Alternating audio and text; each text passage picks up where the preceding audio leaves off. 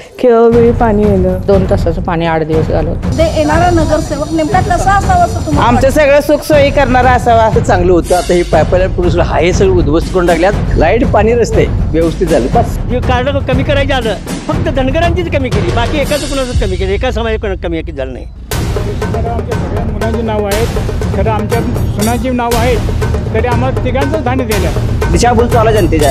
राजकारणामध्ये एक धंदा म्हणून चाललाय. 5 वर्ष गरज बसणार खुर्चीवर, असं काय करायचं?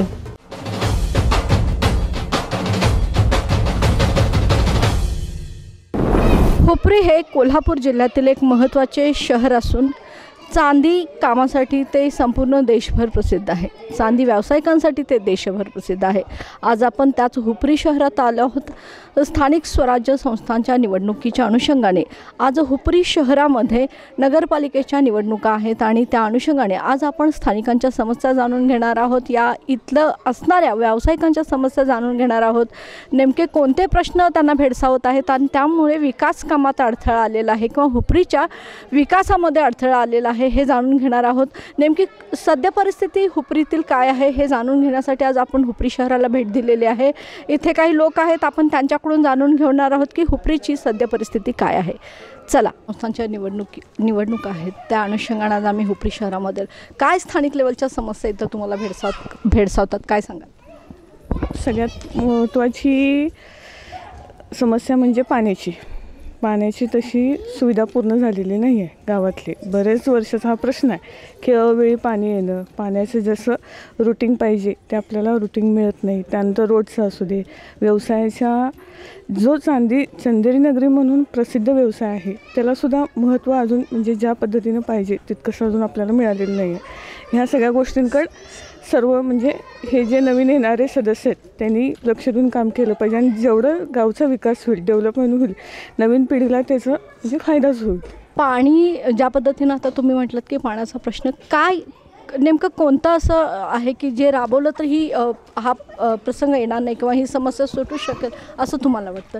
काय बारगळलेलं आहे, नेमकं कोणती गोष्ट आहे जी बारगळलेली आहे त्यामुळे हा प्रश्न सुटू शकत नाही असं तुम्हाला वाटतं? पाण्याचं पाईपलाईन सगळ्यात महत्त्वाचं. पाईपलाईनचं काम पूर्ण झालेलं नाही आहे. पूर्ण गावभर पूर्ण पाईपलाईननं ते केलेलं पाहिजे होतं, ते अजून झालेलं नसल्यामुळं. एकंदरीत प्रशासनाचा हा दोष आहे असं तुम्हाला वाटतं का? आणि प्रशासनानं हे काम वेळेवर करावं यासाठी तुमच्यामार्फत तुम्ही काय आवाहन? मी प्रशासनाला एवढंच आव्हान करेन की गावचा विकास आणि दोन्ही घडायचं असेल तर तुम्ही म्हणजे जे काम रखडलेली कामं आहेत गेल्या 5 वर्षांमधली ती पूर्ण केली पाहिजे.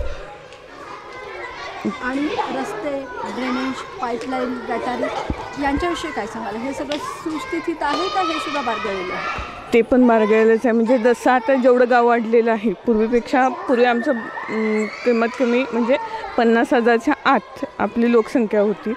म्हणजे त्यानं जे रोड होते ते अजून तसेच आहेत. म्हणजे आत्ताचं कसं लोकसंख्या वाढलेली आहे, गाव पण वाढलेलं आहे. वाढ पण पूर्वी 10 होते ते आता 10 ते 12 झालेले आहेत. मग लोकसंख्या वाढल्यामुळे झालेत ना, त्यामुळे ते असं म्हणजे रोड्स ते सगळेच व्हायला पाहिजेत आपल्याकडे. मग आता येणारा नगरसेवक कसा असावा असं तुम्हाला वाटतं? पहिली गोष्ट म्हणजे सुशिक्षित असावा नगरसेवक आणि त्यांनी गावचं महत्त्व आणि गावचा विकास एवढं ध्येय पहिलं ठेवलं पाहिजे. अंबाबाई मंदिर परिसरात इथं जी गल्ली आहे त्या गल्लीमध्ये नेमकी काय समस्या आहे? इथं पाण्याची जरा हे आहे, म्हणजे आमच्या घरी तर पाणी एकदम बारीक येते. सगळीकडे मोटरी असते त्यामुळं आत आमचा नळ आहे नाही, त्यामुळे पाणी बारीक येते.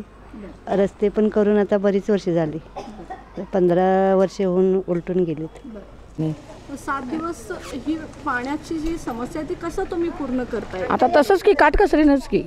काटकसर म्हणजे जेव्हा जर लहान आहे ना पाणी ते किती तास सोडलं? आता आम्हाला काय मग मोटरला तर त्याचं बिल येते की एवढं 400-500 आणि जादाच की आम्हाला घरात. आपण बारीक जर पाणी सोडलं जात असेल तर ते किती तास येते का त्या दिवशी दिवसभर येते? नाही दिवसभर नाही, 1-2 तास असते. 2 तासाचं पाणी तुम्ही 8 दिवस? हो 2 तासाचं पाणी 8 दिवस घालवतो. आणि हे किती वर्ष झालं अशी? बरीच वर्ष झालं, आता 20-25 वर्ष झालं. आता येणारा नगरसेवक आता येणारा चांगला सुविधा आपल्या लोकांचे सगळं हे करण्यासारखा पाहिजे, बाकी काही नाही.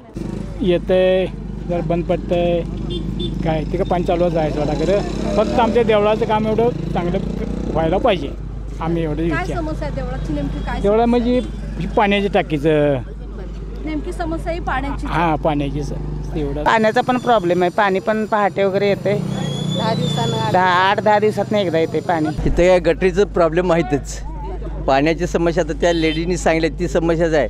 पण आता हे रस्तं पूर्ण चांगलं होतं. आता हे पाईपलाईन पुरुष हे सगळं उद्ध्वस्त करून टाकल्यात. पुढची करायची योजना काय त्यांची लक्षणच नाहीत. कारण आता प्रशासक आता हे निवडणूक होऊन परत जे येतील त्यांनी काय करतील याची काही खात्री वाटत नाही. लाईट व्यवस्था व्यवस्थित पाहिजे, रस्ते आपल्याला व्यवस्थित पाहिजे, ह्याच्यापेक्षा वेगळं आम्हाला काही नकोच आहे. रेशनचे दुकान रेशनचं बंद आहे 80 घरांचं आणि थोडे 20-25 घराचं रेशन चालू आहे. मग तुमचंच का बंद केलं असं तुम्हाला वाटतंय? का बंद केलं कशावर आता काय वाटायचं आम्हाला तिथे गेले की तुमच्या त्या योजनेत नाही असं मला सांगतात. बरं तुम्ही तक्रारी केल्यात का? तक्रार केल्या, आमचं नंबर बघून आलं, तालुक्यात गेला ते मग या जाण्याच्या दिवसानं याच वाढ दिवसानं.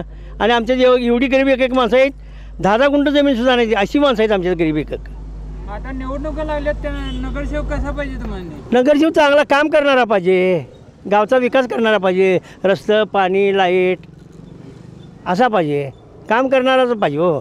मग काय जाणार निवडून 5 वर्ष गडद बसणार खुर्चीवर असं काय करायचं घेऊन?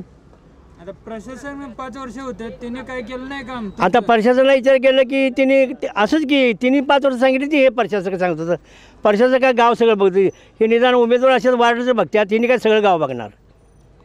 मग त्यांचे काही एवढं हे पोचतच नाही हो. आता बघा नुसतं आमचं घर हुडकून किती रेशन कार्ड बंद आहेत. काय कारण असं वाटतं? आता तेनाला विचारा की त्या धान्य दुकानदारची काय आहे बघा, कधीपासून सुरू होतं आणि 2011 पासून बंद आहेत. 2011 पासून बंद आहेत. तुम्ही जेव्हा जाब विचारायला गेला तेव्हा अहो ते भुजवून घाली देतो आम्हाला. हे आम्ही पटकवाली धनगरी माणसं गरीब माणसं भुजवून घाली द्या. तिथं जे कार्ड कमी करायचं आलं फक्त धनगरांचीच कमी केली, बाकी एकाच कुणाचं कमी केलं, एका समाजात कमी झालं नाही. आणि त्याला जाऊन विचारा. रेशन कार्ड आमच्या सगळ्या मुलांची नावं आहेत, खरं आमच्या सुनांची नावं आहेत, तरी आम्हाला तिघांचंच धान्य दिल्यात. की ह्या मुलग्याचं माझं आणि आमच्या बिराडचं तिघांचं धान्य दिल्यात. आणि त्यांची मुलं जवळ 15-20 नातू आहे त्यांचं. नातून 5-6 आहेत का धान्य देणार? खुपरीमध्ये असे कोणी नेते आहेत का नाही जे तुमची दखल घेतील? वरिष्ठ आहेत हो, आहेत का त्यांनी? दखल घेतो म्हणतात, मग ते इथं कुठं पाय घसरला त्यांचा, मग ते आणि मग ते नात सोडून द्यायच्यात. पण तिथं कन्फरन्स केलं तिने भुजून घालवी त्यात जावा म्हणतात. तुम्ही वर जावा, वर गेलं तिथं म्हणतात अहो तुम्हाला पाठवतो जावा, मग तिथं गेलं मग असं करतात. काय करायचं मग? अधिकाऱ्याकडे आम्ही गेलो, तिने म्हणतात तुमच्या रेशन दुकानात जावा, माझ्याकडे जावा, तिकडं तक्रार येऊन दे, तिकडं घ्या, लेखी द्या. होळकर गल्लीमध्ये राहता, होळकर नगरमध्ये राहता? नगरच्या पुढं संभाजीनगरमध्ये राहतोय आम्ही. ओके, काय समस्या आहे त्या भागामध्ये? आमच्या इकडे लाईटचे व्यवस्थित नाही आहेत, रस्ता व्यवस्थित नाही आहे, गटारांचं निम्मं कामकाज झालं आहे. आमच्या लाईनची जी गटार ती झालेली नाही आहे. त्यानंतर कचरा गाडी आमची आठवड्यातून एकदाच येते. कचरा गाडी वेळच्या वेळी येत नाही. आम्ही तशी तक्रार कधी करत नाही, पण प्रशासन लक्षच देत नाही कोणत्या गोष्टीचं. आता आपल्या प्रभागामध्ये असणाऱ्या समस्या, पहिला म्हणजे रोडचे रुंदीकरण, जेवढ्या असणाऱ्या जे कनेक्शन आहे लाईटीचं ते सगळं जाळ्या पद्धतीने केलेलं आहे. त्याच्यामध्ये कोणत्याही लाईनचं आपण स्ट्रेट लाईन केलेलं नाही, त्याला कोणत्याही आडव्या तडव्या लाईनवरून घेतलेलं आहे.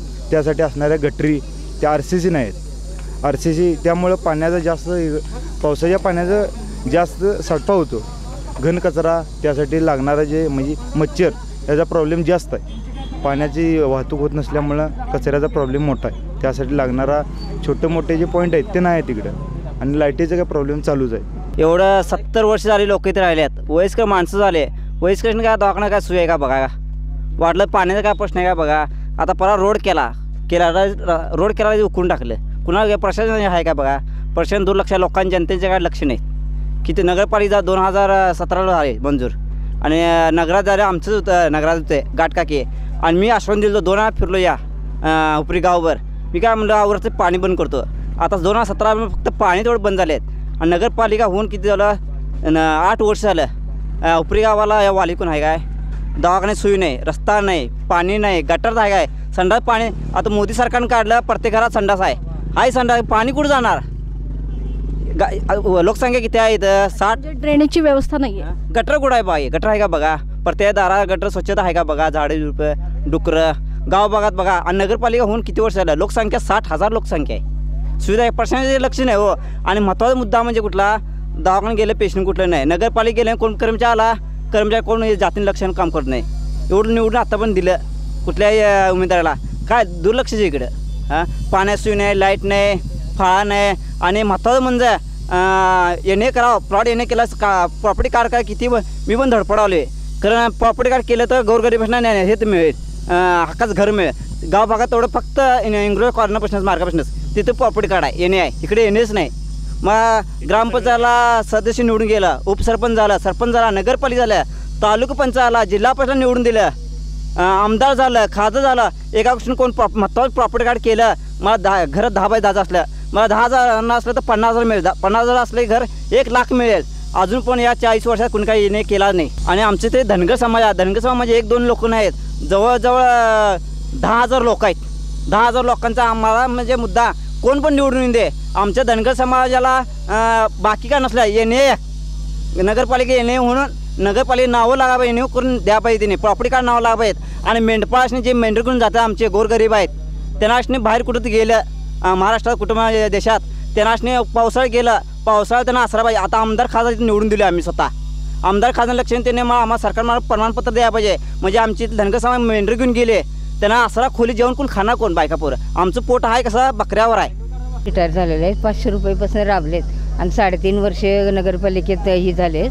आणि तेव्हापासून गेल्यापासून मुलग्याला पण घेतलेलं नाही कामावर आणि पेन्शन पण चालू नाही आमच्या मालकासने. आता 8-10 वर्ष केलं, सगळीकडे जाऊन आलो, ते त्यांच्यावर नाव घालतात, निवडून आलेले तीच त्यांच्यावर नाव घाल, तिकडे जावा इकडे जावा असं सगळीकडं. महावीर गटारी म्हणतात त्यांच्याकडे जावा, त्यांनी म्हणतात ते सगळी इकडे जावा, सगळीकडे जाऊन जाऊन कागदावर येऊन द्या मग तुम्हाला सांगतो असं म्हणाल. मग आता निवडणूक कोणी निवडून 8 वर्ष झालं, 8 वर्ष झालं मालक आमचं घरात आहेत. आता प्रत्येक गल्लीला मॅडम 2-3 उमेदवार आहेत, उत्सुक आहेत. आता कसं झालं आहे, 8-10 उमेदवार आहेत. आता लेडीजही प्रत्येक गल्लीला आहेतच 2-3. पण काय विषय आहे, माणसाच्या एकदा विचार कोणी जी सीट निवडून दिली की 5 वर्ष त्या काय सीट हलत नाहीत. त्यामुळं विचारपूर्वक करणं गरजेचं आहे. आणि अभ्यासू व्यक्तिमत्वाला तिने विचार करून मतदान करणं गरजेचं आहे, हे महत्त्वाचं आहे. बघा, तरुण पिढीला काय वाटते आता सध्याच्या राजकारणात. मी प्रत्येकजण म्हणतो की मी गावचा विकास करणार, तो म्हणतो मी गावचा विकास करणार. पण पोरांची अपेक्षा असते की पोरं आता काय राजकारण म्हणजे एक धंदा म्हणून चालला आहे. आता म्हणजे राजकारण सेवा म्हणून अशी काही राहिलेली नाही. नगरसेवक म्हणजे जनसेवा करायची आहे, त्या पहिल्या तयारीत ते ठेवायला पाहिजे. मग आध्यात्मिक असू दे, आरोग्य असू दे, भले का महिलांचं अडचण असते, गरीब महिला आहेत तिथं, म्हातार माणसं आहेत, त्यांचं पण सेवा असतो आहे, काय तर आधार कार्डचं असतो आहे, काय भारी लिंकला असला तर मग जर्जार म्हणून मरतात. सेवा म्हणजे नगरात सेवा करायसाठी प्रतिनिधी निवडून त्या पद्धतीने कुठल्या पक्षाचं, मला पक्षाचं काय देणं घेणं नाही, प्रतिनिधी व्यवस्थित निवडून देतात त्या पद्धतीने काम करावं, एवढंच अपेक्षा आहे आमची.